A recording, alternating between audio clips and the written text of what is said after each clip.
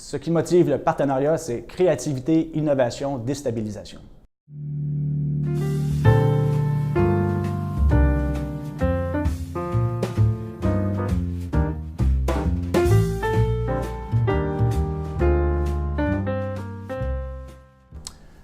Ce qui motive ce partenariat est principalement relié à la capacité de pouvoir confronter les idées du pôle santé avec une approche un peu plus, je dirais, déductive.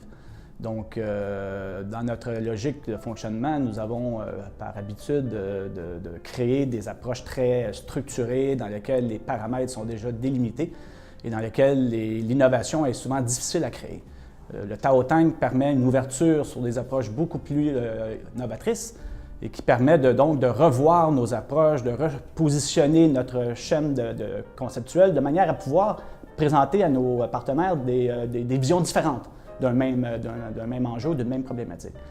Donc, l'idée de pouvoir confronter des idées relativement à la gestion de la santé et les fonctions de support qui sont principalement l'objet du Tao Tank permet pour nous de faciliter les interventions que nous avons auprès des dirigeants de ces établissements de santé dans l'importance de leurs fonctions de support pour l'atteinte de leurs objectifs stratégiques et la gestion des coûts, la gestion du stock, pour ce qui est de la gestion de la santé, l'épuisement et tous ces mécanismes-là qui ont tendance à utiliser des approches traditionnelles.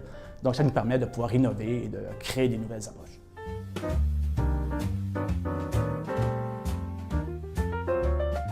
À titre d'exemple, on peut parler de la fonction de support dans un environnement d'écosystème.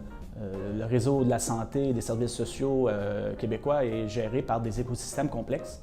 Et le Tao Tank a pour objectif, dans l'un de ces axes d'intervention, de pouvoir générer des réflexions sur l'articulation, la cohérence et l'intégration des différents écosystèmes pour arriver à résoudre les problématiques complexes des organisations. Donc, cette ouverture vers la compréhension des écosystèmes nous permet, en matière de gestion de la santé, de mieux articuler l'intervention de ces différents écosystèmes dans un objectif d'améliorer la qualité des soins.